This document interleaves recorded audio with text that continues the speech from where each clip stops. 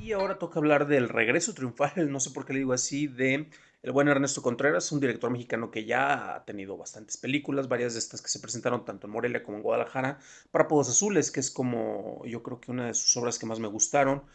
También él tuvo Las Oscuras Primaveras, también estuvo trabajando en documentales, el documental de Café Tacuba, que de hecho se presentó aquí hace ya varios años. Y bueno, en esta ocasión está presentando una película que estuvo en el Festival de Sundance y bueno, ya llega aquí a México, tiene su premier nacional, por decirlo de alguna manera. ¿De qué película estamos hablando? Bueno, pues estamos hablando de Sueño en otro idioma. Esta película es muy interesante y bueno, me encanta incluso la sinopsis, ahorita se los voy a leer tal cual porque es poética. Y es: cuando una lengua muere, una visión única del mundo se pierde para siempre.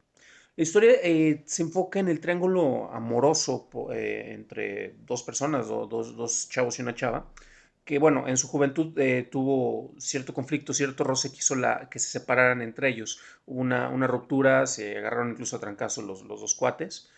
Y esto usualmente sería una historia normal, pero lo que ocurre aquí es que trasciende el hecho de que son de los últimos hablantes de una lengua y pues hay un lingüista que va por parte de una universidad a trabajar con ellos. ¿Y qué es lo que pasa? Pues que él quiere tratar de rescatar lo más que se pueda precisamente del lenguaje que ellos tienen, y resulta que pues al momento que llegan solo había tres parlantes. De esos tres parlantes son dos precisamente los personajes que hablábamos, y pues se está tratando de rescatar, pero el problema es ahora tratar de juntar a estos dos hombres, pues para que platiquen, ya que tienen, no sé, varias décadas de no tener contacto entre ellos, a pesar de que tienen una amistad muy, muy fuerte.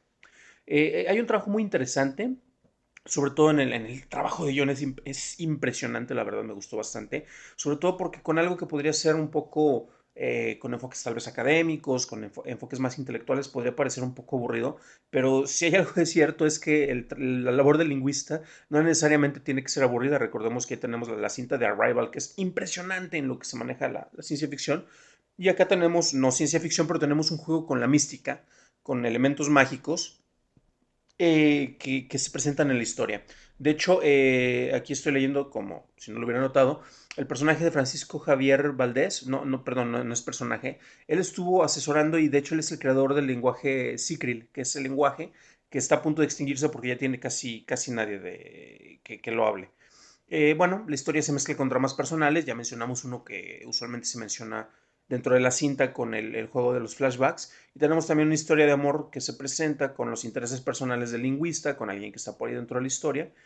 Y yo creo que el mayor atributo que tiene esta cinta, como mencionaba ayer el guión, pero en el mismo desarrollo de los personajes, ya que son emotivos. Se tratan también aspectos que son peculiares en el sentido de que hay pues el triángulo amoroso. Bueno, si eran dos personas interesadas por una chica, pero si esta chica se casó con uno de ellos y el otro de repente queda distante, esa es la única razón por la cual de repente no se hablan. Y se habla de una manera en la cual hay una integración dentro del juego de roles, dentro de cuestiones de género, dentro de cuestiones de preferencias, que se integran de una manera que es increíblemente efectiva. Y también juega con lo que son los regionalismos y con la manera en la cual podemos tener factores de discriminación, pero no únicamente por preferencias o por ser distinto. Entonces, eso es el gran atributo que tiene esta película del buen Contreras. La verdad, y a nivel ficción, deja un excelente sabor de boca. A nivel ficción es lo mejor que he visto. Ayer hablábamos de La Libertad del Diablo, que a nivel documental definitivamente es lo mejor que he visto. Y por el momento son mis dos candidatos fuertes para los ganadores de los premios en sus respectivas categorías en este festival. Pero bueno, ya les estaremos hablando de otras películas. Ahora ya más de un panorama más internacional y también de lo que está en otras categorías. En esta su gustada sección de churros y palomitas para llevar, desde el Festival Internacional de Cine en Guadalajara, en su emisión número 32. Algo que me interesaba mucho era justamente eh, probar otras cosas, explorar otros terrenos. Me parece que, por un lado, toda la cuestión urbana la exploramos, agotamos de alguna forma con Párpados Azules y con las primaveras. Y quería regresar a filmar a Veracruz.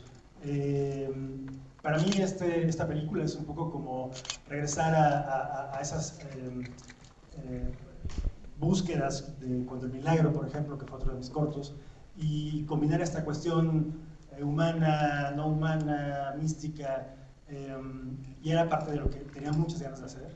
Y cuando Carlos me contó esta idea, esta historia, mi hermano Carlos, el guionista, me pareció que había una historia fantástica, que por lo menos yo no conocía ninguna película que se tratara de esto, que abordara el asunto de las desaparición de las lenguas, pero además que hubiera como toda esta cuestión con los personajes y el pasado y la identidad y la aceptación y la diversidad y demás. Y me pareció que había una película ahí que yo tenía que hacer. Y bueno, fueron varios años de trabajo de guión, de talleres, laboratorios, asesorías, y bueno, sí fue un viaje muy gozoso y nada, muy satisfecho con el resultado de pantalla. ¿Hay otra pregunta? De este lado, por favor, abajo en la primera fila. Hola, buenas tardes. Yo quisiera saber, por parte del talento, ¿cuál fue el reto más grande que tuvieron? Sobre todo para los hombres. ¿Para los hombres? Bueno, para las escenas tan difíciles que pudieran tener. Si Te refieres a la lengua, ¿no? También. Sí, si quieres yo La lengüita. si quieres yo te contesto eso. Cuando Ernesto me invitó a trabajar con él y me da el guión y veo el script, lo primero que pensé, dije, ¿en qué me meto? Después, bueno, debo de confesar que sí fue mucho trabajo, aproximadamente durante 15 días trabajaba yo 15 horas diarias en el script para entenderlo y para aprenderlo.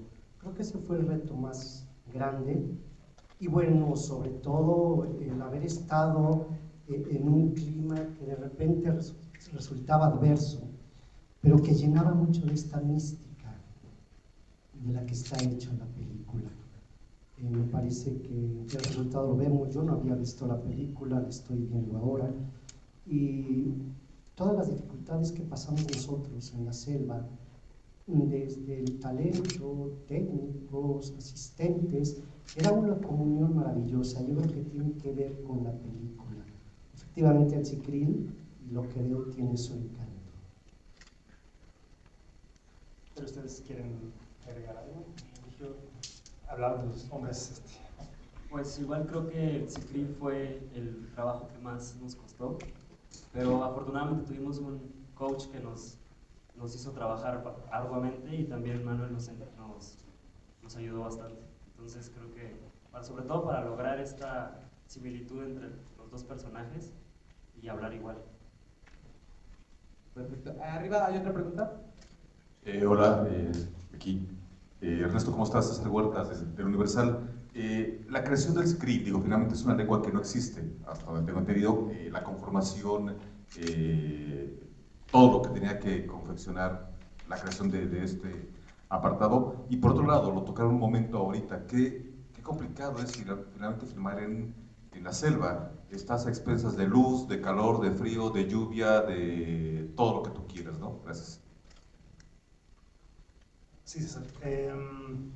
Bueno, creo que cada aventura, cada vez que decidimos hacer una película, sabemos que va a ser un viaje largo, va a ser un viaje intenso, va a ser un viaje con características muy particulares.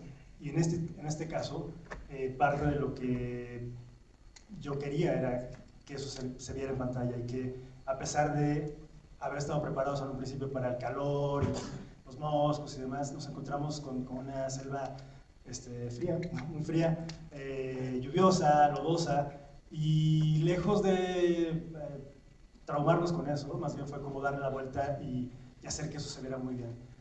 Tengo que mencionar el trabajo de Tonatiuh Martínez, que es el fotógrafo de la película, que, bueno, justamente le dio ese giro.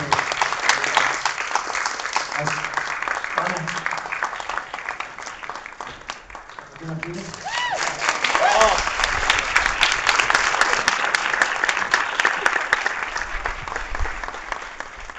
Y justamente hacer que la neblina luciera maravillosa, los verdes fueran fantásticos, la humedad, la lluvia, y nada, sí la sufrimos y la padecimos mucho. Fátima se congelaba siempre, pero sabíamos que en pantalla iba a verse muy bien y eso era lo más importante. Respecto al Cicril, efectivamente, bueno, la decisión fue crear una lengua específica para la película. Por un lado porque cuando comenzamos a tratar con lingüistas y asesorarnos y demás, o con algunos hablantes de ciertas lenguas, nos dimos cuenta que había un gran celo, evidentemente, por su tesoro, ¿no? Y no queríamos que nadie fuera a sentirse usado o que estuviéramos para hacer una película, ¿no? Tomar palabras de tal lengua y demás, sino, entonces decidimos hacerlo completamente original, digamos. Invitamos a un lingüista a que nos ayudara con esto. En un principio pensamos que iba a ser simplemente una adaptación de alguna lengua de la región, pero el lingüista, que se llama Javier Ericávila, ¿cómo se llama? Ahorita les digo cómo se llama. Dijo, no, hagamos algo completamente nuevo, diferente, que tenga reglas, que tenga un vocabulario, que tenga un abecedario, pronunciación, sonidos y demás. Creó un manual del script y bueno, fue aquí los compañeros una cuestión de mucha disciplina, de mucha pasión, por supuesto, para que sonara real, para que tuviera entonación, para que tuviera intención, para que tuviera reglas, ¿no? Muy específicas. Y nada, la verdad es que creo que, además de que fue divertido, creo que fue una buena decisión. Buenas tardes, yo estoy un poco entre sorprendido y azorado. Obviamente se conocía conocía el libreto de atrás para adelante y todo. Y después aprender el Cicril, pues eso, bueno, forma parte de la disciplina, ¿no? Pero entender el personaje, quedé muy sorprendido de ver en dónde la gente se ríe, ¿no? Por la tosudez de este personaje. Y finalmente lo que me queda, ahorita respondiendo a tu pregunta, acerca de la homosexualidad y de todo lo que ha ocurrido en los últimos años. En algunas partes ha habido una apertura, pero también hay una gran resistencia. Y lo que yo encuentro, la premisa que encuentro al final de todo esto, es como una lección de amistad y una aceptación. Y tiene que ver con la religión, y tiene que ver con el sistema, y tiene que ver con las convicciones propias, pero finalmente lo que me queda es como una lección de amistad entre estas dos gentes que logran superar a través de 50 años, que parece una contradicción, ¿no? Van a rescatar una lengua y estos dos cuates llevan 50 años que no se hablan, que han perdido contacto. Y finalmente pues termina rescatándose, ¿no? El amor. Más que el amor, la amistad, que me parece que es un grado más alto que el amor, ¿no? Eso sería. Del lado izquierdo tenemos otra pregunta. Quería Fernando. Bueno, muchas gracias a todos. Hola, ¿qué tal? A propósito de lo que estaba comentando Eligio, a mí también me interesaba representar un personaje que pudiera contemplar, pudiera convivir con dos personas homosexuales sin tener un prejuicio hacia ellas. Y me parece que es importante eso. Además de las escenas que son literalmente de sexo, homosexualidad, erotismo, etc. Y lo que eso puede... Spoiler. No, de lo que puede eso traer, creo que a mí me interesaba que no se le diera un aspecto sórdido a eso, o chusco, o lo que fuera, sino que hubiera un personaje que a eso no le pasara nada, o sea, no tuviera un mayor conflicto con relación a lo que vivía. Eso me importaba. Pues.